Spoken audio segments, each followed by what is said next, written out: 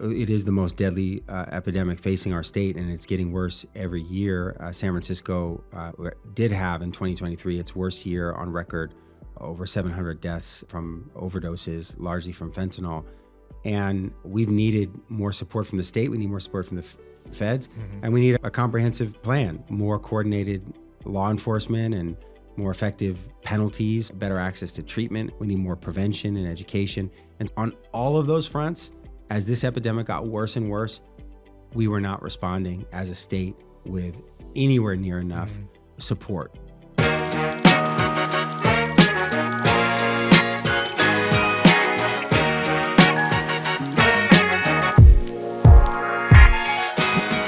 Hello and welcome again to another episode of Sacktown Talks. I'm your host, Jarrett Blonian, and today we're glad to be joined again by Assemblymember Matt Haney. Matt, how's it going? Thanks for joining us again. Thank you. It's great to be with you. Happy New Year. Yeah, Happy New Year, man. Last time you joined us, you were on Zoom.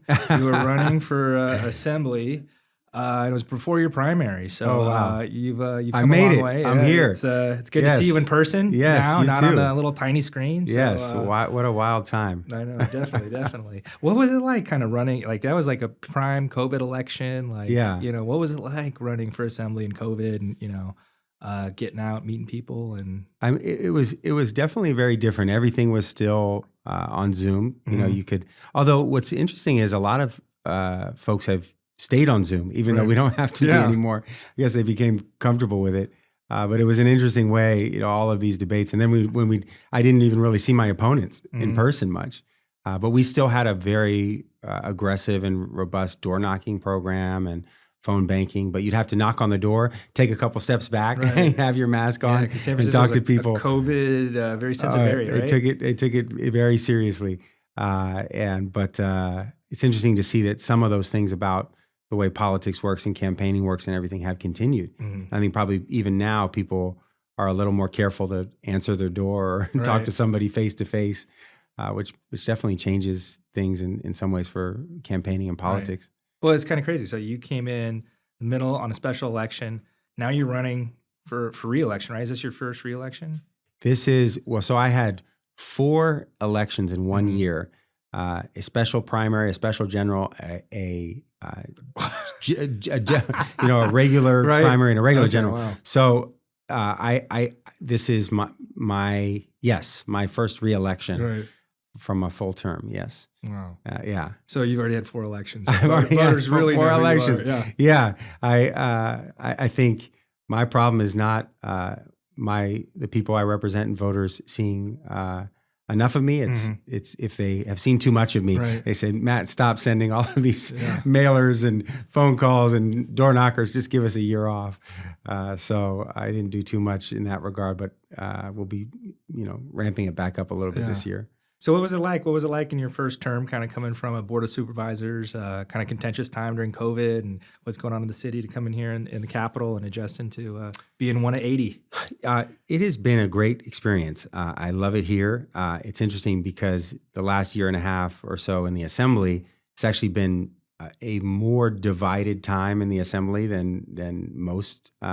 We obviously had a very competitive and contested leadership situation. We elected a new speaker.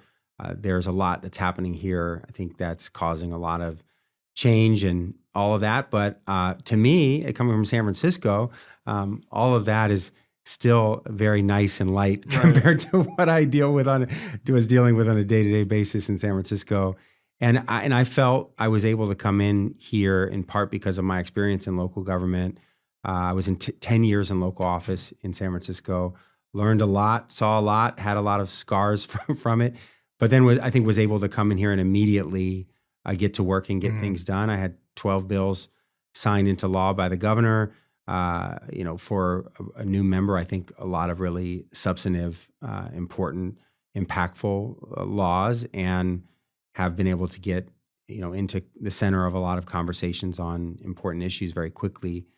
So I felt prepared when I came up here, and I was a Senate fellow and had worked in the building. Oh, you had?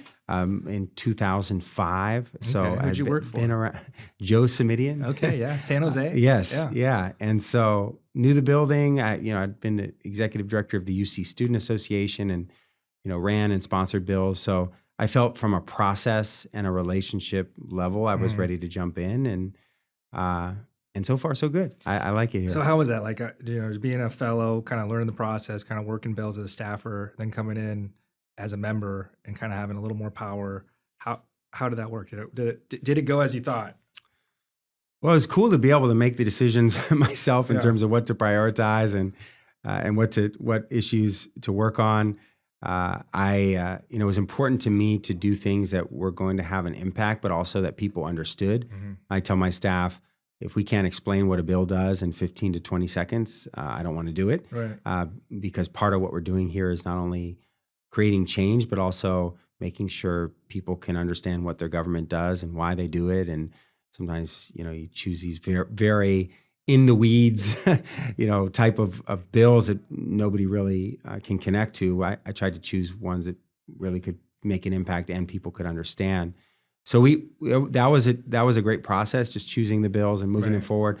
I think Sacramento is very different now than it was 15 years ago. The culture has changed a lot. I think some for the better. Some is just different. I think it was much more kind of a chummy sort of place 15 years ago, and there was a lot of, I think, problems that came up with that culturally. Now there's a lot more distance between, in a professional way, the staff and the members, and I think that's largely a good thing.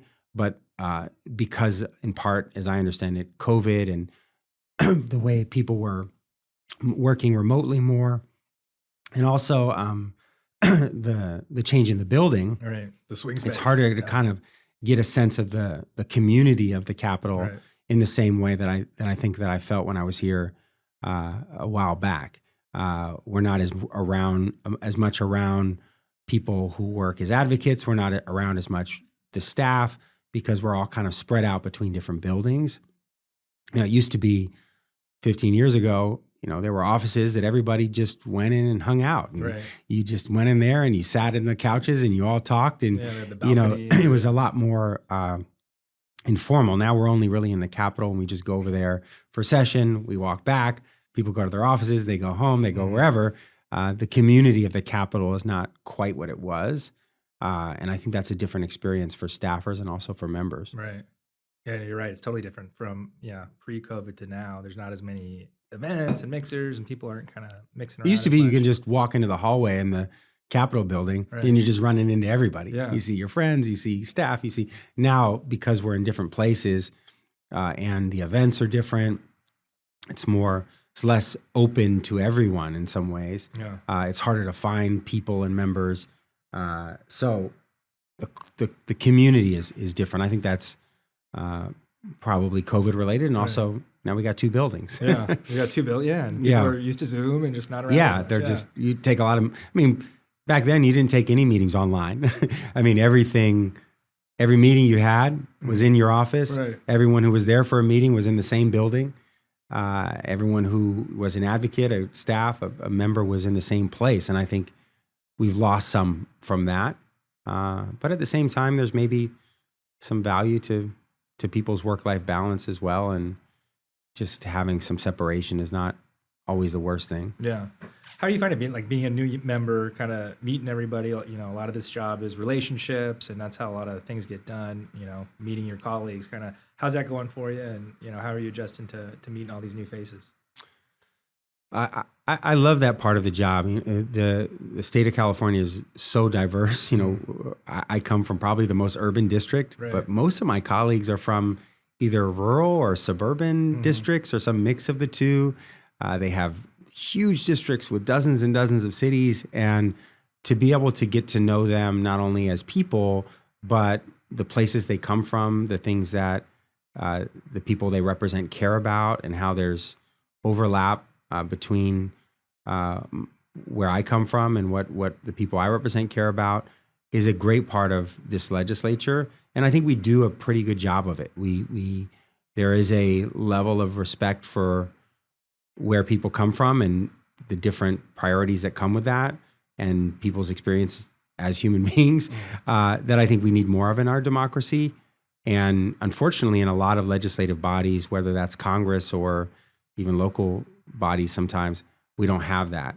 And so I love that aspect of it. I've been to visit many of my colleagues' districts, either on a political stuff or legislative stuff. Whenever they invite me, I want to go, and vice versa. And when people, as a member from San Francisco, kind of people have a sense of where I come from and what the people I represent are about. But then also sometimes I can surprise people around that too. The people that I represent are also really concerned about safety and crime and addiction and things that we don't, the caricature of San Francisco and San Franciscans is not always accurate either. And I can bring some of that as well. But I do think we have a very good culture, and it starts with respecting people and where they come from and what priorities they have that are attached to that. Yeah. So we just started a new year, new speaker, new assignments. Kind of what are your assignments this year, and kind of what went into kind of choosing where you were going to be? So I'm very close with Speaker Rivas, and am excited about his leadership. So you're like the whip now. Yeah, what the majority that? whip. I was in leadership last year, and I asked to continue to be on the leadership team. I think that one of the things that Speaker Rivas and that we're hoping will change this year is when there are tough issues or big issues, that the Speaker's office can get involved and support ways to move us forward, and not just have two trains colliding on a track or going off track entirely, and rather bring people together, whether that's advocates or members or chairs or otherwise, to come up with solutions and move us forward. And so I really wanted to be a part of that. So I think I'll be deployed by the Speaker as needed as whip to make sure that we don't stall. He's identified priorities around public safety, around fentanyl, which is a big priority for me, around climate change, things that sometimes housing, where we haven't made progress because we haven't had the courage to try to listen to each other and make a compromise, but instead just let the status quo of stalemate continue. And so I think having a role to help with my powers as whip move us forward, that's where I've wanted to be, and that's the role I'm going to take on this year. I'm on 5 committees, and I'm also chairing our select committee on fentanyl overdose prevention and opioid addiction, and taking a lead role in that, and then going to be doing some things around downtown recovery as well. Yeah. So I guess, those are big issues for I guess the state, but also San Francisco. Yeah. Kind of what's the latest in fentanyl? That's something we never heard about. Now we just hear nonstop about. Big issue last year. A lot of frustrated members because their bills got stalled, and kind of probably why this subcommittee was selected. Yeah. Kind of what are you guys looking to tackle, and how's that moving forward? Well, I'm glad more people are talking about it, because it is the most deadly epidemic facing our state, and it's getting worse every year. San Francisco did have in 2023 its worst year on record, over 700 deaths from overdoses, largely from fentanyl. And we've needed more support from the state. We need more support from the feds, and we need a comprehensive plan. That's going to have to involve more coordinated law enforcement and more effective penalties, so that people aren't just cycling in and out who are selling these types of drugs. And it's also going to mean that anybody who is experiencing addiction is getting these, much more better access to treatment and effective treatments. We need more prevention and education. And so on all of those fronts, as this epidemic got worse and worse, we were not responding as a state with anywhere near enough support for the communities all over the state that are experiencing really unprecedented death and devastation. I held a special hearing, and I've been working with our tribal communities. Tribal communities have some of the worst rates of overdoses from fentanyl. And so this isn't just a San Francisco issue. It's actually in many counties, rural counties, the rates are much worse. And so we have to tackle it, I think, as a statewide issue. and really come up with a plan that matches the problem we have. And so I did a couple bills related to everything from more and better access to treatment, more access to Narcan, mobile pharmacies so we can reach people where they are, and also supported the bills that I think in a smart way increased penalties for the criminal behavior involved. Interesting. Another issue you brought up was kind of like the downtowns, right? Yeah. COVID has destroyed the downtowns. Sacramento is a shell of what it used to be. We see media all about San Francisco and all the companies who are kind of working remote, and kind of without the workers, like you lose a lot of the buzz in a lot of these neighborhoods. Kind of, what's the status of downtown San Francisco right now? Yeah, it's interesting you mentioned Sacramento, because one of the things that's different from when I was here before is K Street isn't what it was. I mean, there's nowhere to eat. Believe it, 20 years ago, K Street was a lot more thriving downtown than it is now, and that's unfortunate, and it's something that is reflected up and down the state. Certainly, it's a problem in San Francisco, and maybe even a bigger problem because we have such a concentration of commercial office space and tech companies that have changed the way they work, right, and they're not coming in. Even if they still have a lease, their people aren't coming in. So that affects everything. It affects nightlife. It affects restaurants, small businesses. And so I am, a part of a larger effort to do a number of things. One is we have to change the types of uses that are downtown. So we have to make it a lot easier to do other things than big office space, right, whether that's housing or nightlife or entertainment zones or all of these things, because one of the problems we had is that we've really concentrated too much in certain types of approaches to development. I have a bill that is going to be a big priority for me around office to housing conversion, making sure we make that as easy and quick and cheap as possible. It is possible. It can get done. Yeah. So what is the story? Because a lot of people are like, oh, it's like impossible. Like, how do you do it? You can absolutely do it. Right now, there's a lot of steps that are involved that make it more expensive than I think that it needs to be. Right. It's not going to be a silver bullet in that there are a lot of different types of buildings, especially the huge newer ones that just aren't built in a way that makes sense. But for Sacramento and parts of LA and certainly parts of San Francisco, we have older buildings where you can convert. But one of the things that's going to happen is we have to make it easier, and it has to be a real option when these leases turn over, because a lot of this is folks who own these buildings or own, or part of firms that own the buildings.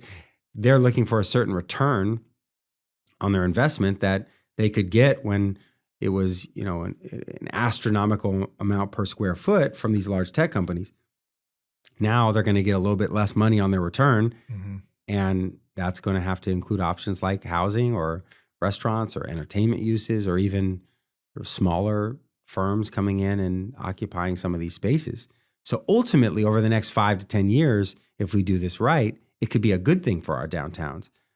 Not only such a reliance on the largest companies taking a huge amount of office space that nobody else could afford. Now, if we got a lot more going on in our downtowns and we connect it to transit, it could actually be something that's good, but it's going to take a couple years, and we have to make the changes that make it possible. Yeah, it's kind of interesting. Like, I know you see in Sacramento. I hear about it in San Francisco. Like, there's areas that were just office buildings, right? Yeah. No living, and those places are dead. Yeah. And so it's kind of like, obviously the way to bring them back is to put people who live there. Yeah. But everyone keeps thinking like, oh, aren't we going to go back to how it used to be in 2019? It just doesn't seem like that's happening. I don't think that we are. I mean, for a lot of these companies, it doesn't make sense for them to have these just massive office spaces with all of their workers in there in cubicles and such.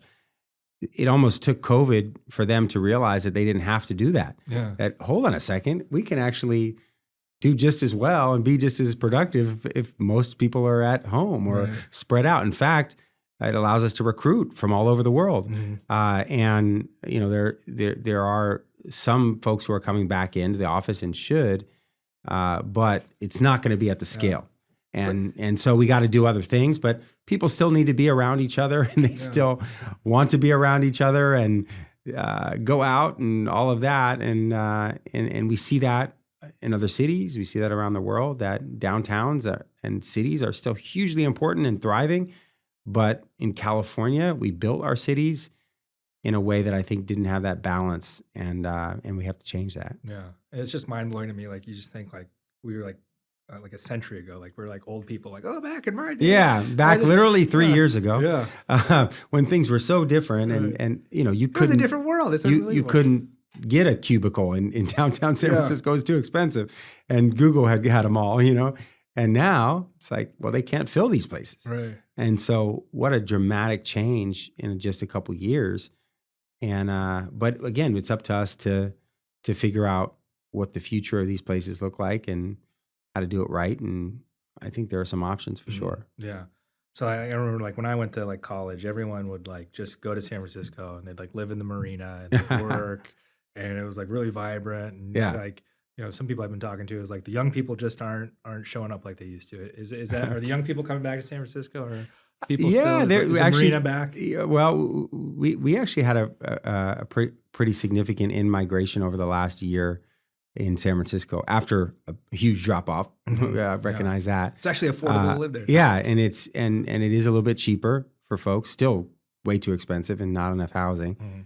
But you know, I think that we need to embrace a different type of San Francisco where people come because not just because they're just going to hop on the bus or whatever and go downtown for their office job, but more because they want to be a part of neighborhoods, and they're there for all of the other amazing things that make San Francisco what it is. It's natural beauty, it's Mhm. culture, it's history, it's all of the things there are to do there, and so that's going to be, even if they're working from home and their office or whatever somewhere else. Right. But there are some things that we have to still do to make that possible. And, you know, it's got to be a safer, cleaner city. It's got to, you know, have more housing. I Right. mean, there's all the things that we're trying to work on here. That all cities do. Yeah. Yeah. So you said you got 12 bills signed last year. Yeah. How many did you get sent to the governor?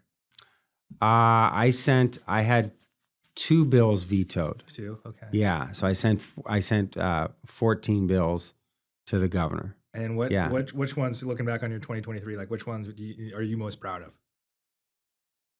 We had a number of bills that I think were hugely impactful. You know, one of them caps security deposits at 1 month of rent. Oh, yeah. That was a big one. 12 other states do that. A lot of people can maybe afford rent, but don't have $10,000 to move into to an apartment, and so we were able to get that done. And I think that will have a huge impact on housing accessibility and affordability and homelessness. You have people who are actually working full time, living in their cars, living in shelters, but can't afford a security deposit to get into a home. So that was a really important bill, and it was one that I wasn't sure when we first introduced it if we were going to get it across the finish line. But I think it's become such a big issue. I had a number of bills on issues around housing. We have in San Francisco. It takes more time to build housing and get a permit than anywhere else in the state. And one of the reasons for that is we were the only city in the state where even after you got your entitlements, basically every type of approval that was needed to build housing, anyone in San Francisco could still appeal the actual issuance of the building permit. And that extended for months and months and months, and in some cases, hundreds of thousands or millions of dollars to build housing. And so I had a bill that now makes San Francisco just like everywhere else in the state, Right. and got rid of that, I think, very problematic process. I've got a bill that allows us to enroll people in and administer treatment for opioid addiction through mobile pharmacies. And you see people who are out on the streets or live in SROs or even in rural areas who need treatment, and they need regular access to treatment and medication, and they might not line up, you know, at a pharmacy or show up on their own.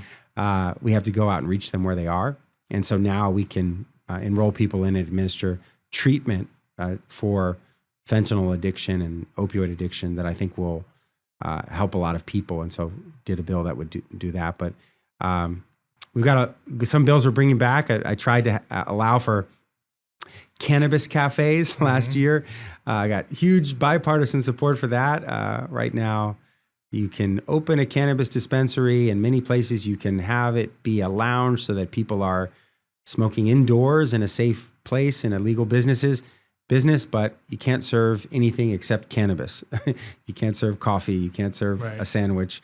And so we want to change that and bring a lot of revenue and create jobs, and also maybe even bring some people back to our downtowns, because illegal drugs in California are still a huge problem. And if we're going to push back on illegal drugs, we need to have the businesses that are following the rules be able to survive.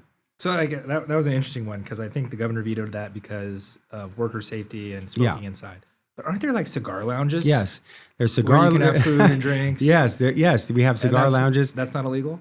It's not illegal.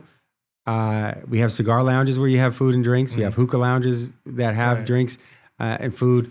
I think there's even like if you own a bar and you're the owner of the place, you can smoke cigarettes inside. I think there's like an exemption. It might be. Yeah. And also we have cannabis lounges where you can smoke. Those already exist. In San Francisco, we have 20 of them. They're just kind of miserable places because that's all you can do there. Like, why would you go there just for that? You might want a coffee. You might want to listen to a little bit of music, watch a sports game. Yeah. These are things that for these businesses to survive, we have to allow them to diversify. It's just like a cafe or a bar. If alcohol at a bar is, those bars survive in many cases because they sell other things as well. So it's interesting because I think it seems most people consume cannabis in a different way than like a lot of people. Well, that's the other thing, right? The focus on smoking doesn't necessarily even reflect the reality. A lot of people probably wouldn't smoke it if they consumed it at a place that allowed consumption. Right. There wouldn't necessarily be smoking. So the good thing, though, is the governor did say he thinks that we can work this out in future legislation, which is a signal to us legislators that we need to bring it back. Yeah. And so we are bringing it back. And there are things that we can do, around ventilation, around separating where the kitchens are and certain areas for workers from where any consumption or smoking may occur. We can, really put a preference for even outdoor smoking. I mean, some of these lounges can be outdoors. But right now, none of that is allowed. Oh, interesting. And what was the other one that got vetoed? The other one that got vetoed was a bill that would have protected laid off workers. Right now, at these big companies, we're seeing thousands and thousands of layoffs. Right, these are workers who didn't do anything wrong, but maybe the company did something wrong that is leading them to have to let go a lot of people. Unfortunately, there are workers who are not protected by those layoff notices. At a lot of these companies, they have a huge part of their workforce that are contract workers that may have worked there for a decade or more and do the same job as the directly employed ones. And some of them were said, pack your bags and your stuff and you're fired or you're laid off. And unlike your colleagues, you're gone by the end of the week. We think those workers should get the same amount of notice. It's just notice. It's not even a severance. It's just you have to tell them 60 days beforehand to give them that time.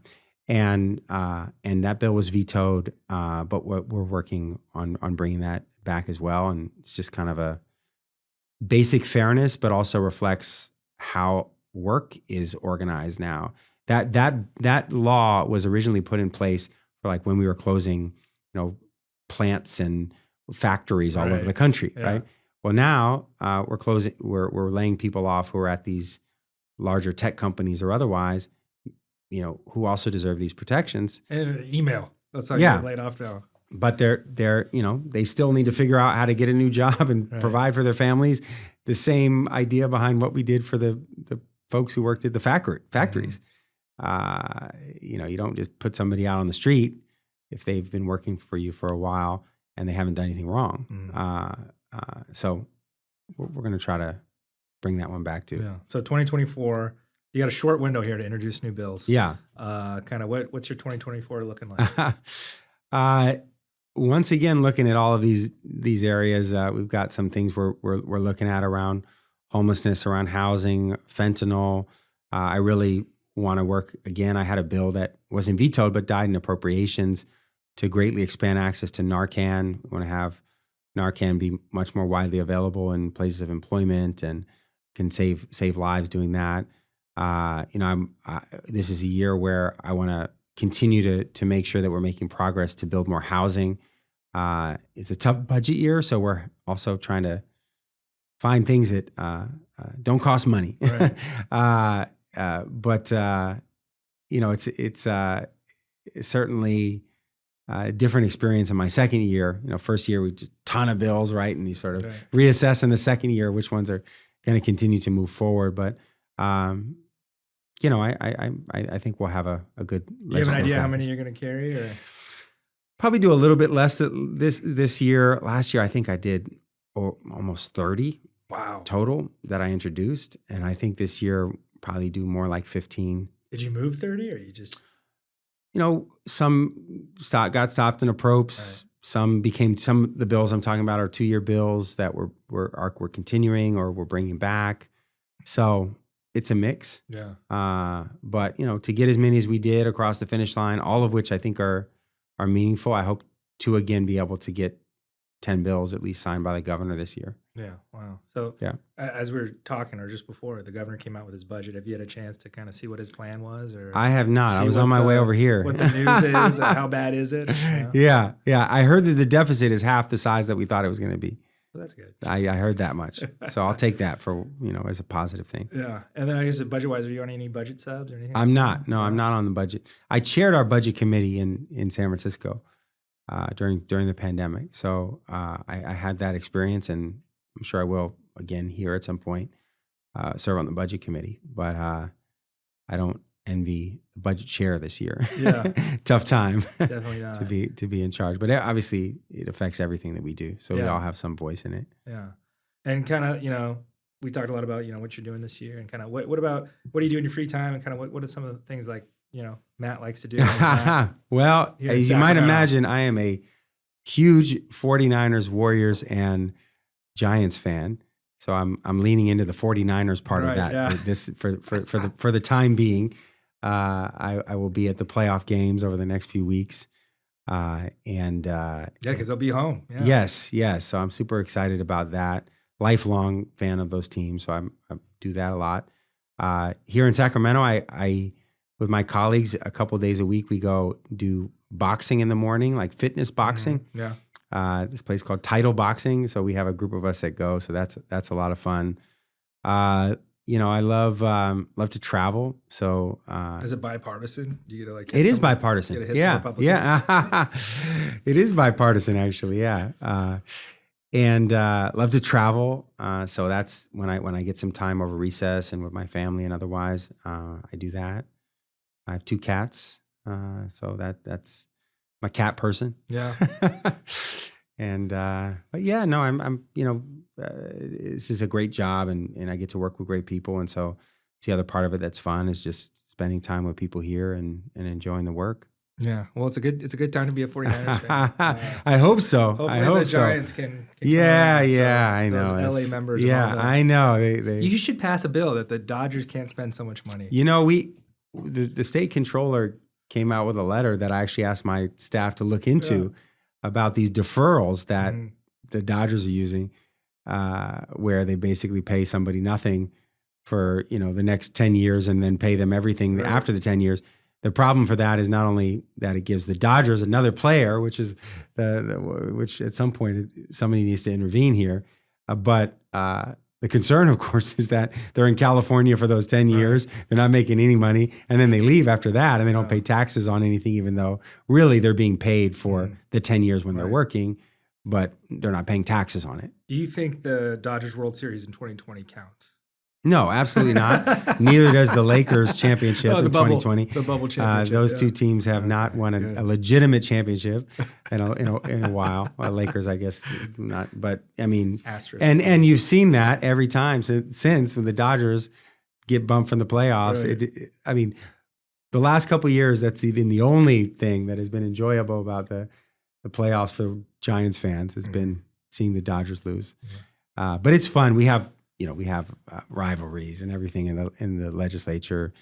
there are a lot of 49ers fans, a lot of Giants fans, a lot of Dodgers fans. But I did last year get to bring the Warriors trophies to the assembly floor. Yeah. That was special, and people were taking photos. Four and of them? everything. There's- All four of them. yeah. Yeah, we brought all four of them. Hard to Yeah. count. Hard to count that many. Yes, Yeah, yes, yeah, That's awesome. yeah. Well, awesome, Matt. Thanks so much Yes, for for joining sure. us. Thank and, you. I appreciate it. Go Niners, man. Yes, Let's yes. see it. This is the year. All right.